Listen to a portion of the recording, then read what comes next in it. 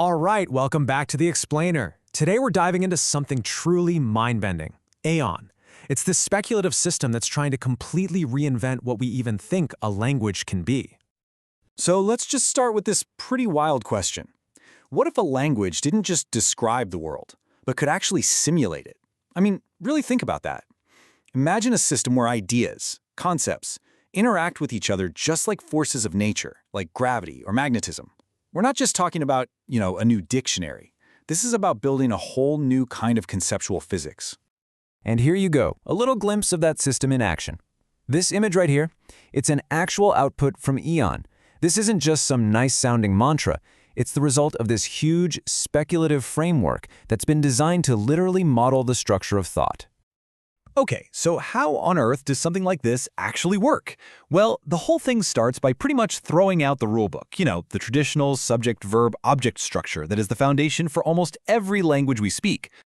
Yeah, the big vision here is to treat concepts, things like justice or memory, not as just static words, but as these dynamic, interacting fields. It's kind of like imagining them as planets in a solar system. Each one has its own gravity, its own pull, and it influences everything around it based on a whole new set of physical laws. So, if it's not using the grammar we're used to, what is it using? This is where it gets really, really cool. Aeon builds meaning from these fundamental pieces that act less like words and more like light and energy. Okay, so the foundation is built on these things called glyphs. Now, these are not letters, they're not words. Think of them more like elemental symbols for entire conceptual fields. So a single glyph might represent a super complex idea, like the source of a life cycle or an echo of a past record. It's all packed into one symbol.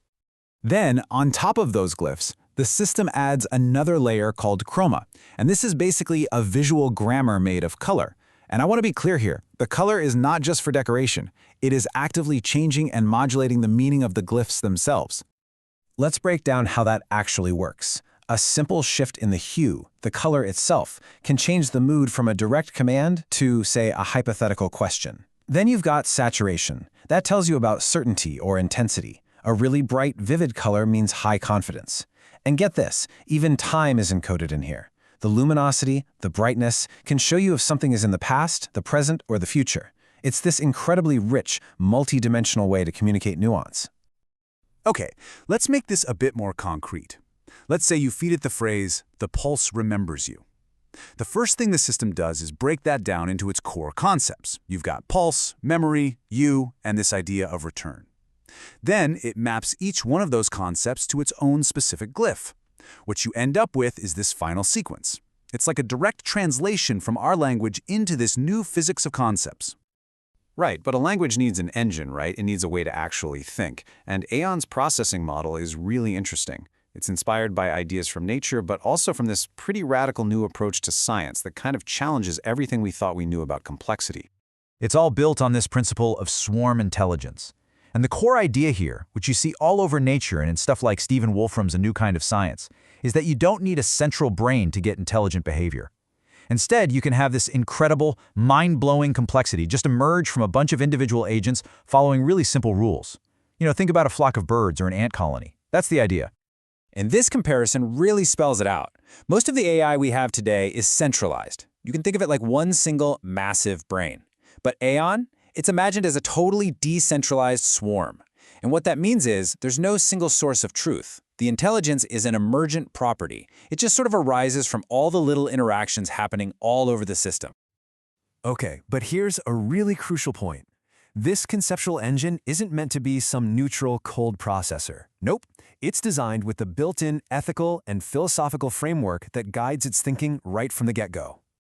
And that framework is based on Mahat, the ancient Egyptian principle of cosmic balance, truth, and order. It's really important to get this. We're not talking about a hard-coded list of rules, like do this, don't do that. It's more like a fundamental principle of balance that the entire system is always constantly trying to achieve. So, with this ethical core as its guide, the system can start to generate its own really coherent answers to some of our biggest, oldest questions. And if you look at how it defines these concepts, you'll notice a really consistent pattern. It never defines them as static things. They're always dynamic, ongoing processes. So for Aeon, truth isn't just a fact. It's the process of verification. See the difference? All right, so what can you actually do with a system like this? Well, the potential uses are just incredibly diverse. The whole goal is to create a universal tool that can help us understand pretty much any complex system you can think of. So, for example, it could take a really complex human condition like statelessness. Instead of just looking at it as a legal problem, it might frame it as a chronotope, this fascinating concept where a person's relationship with both time and space gets all blurred and indefinite. Or it could analyze something totally different, like a cultural artifact. In this case, a Dutch fast food dish called kapsalon. Aeon could break it down and show how each layer, each ingredient, isn't just food, but a cultural signifier that tells this whole story about migration and culture and identity.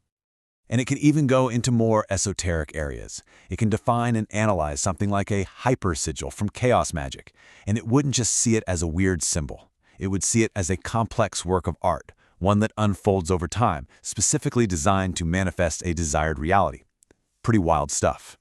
So you go from human rights to fast food to magic. The big takeaway here is the system's incredible range.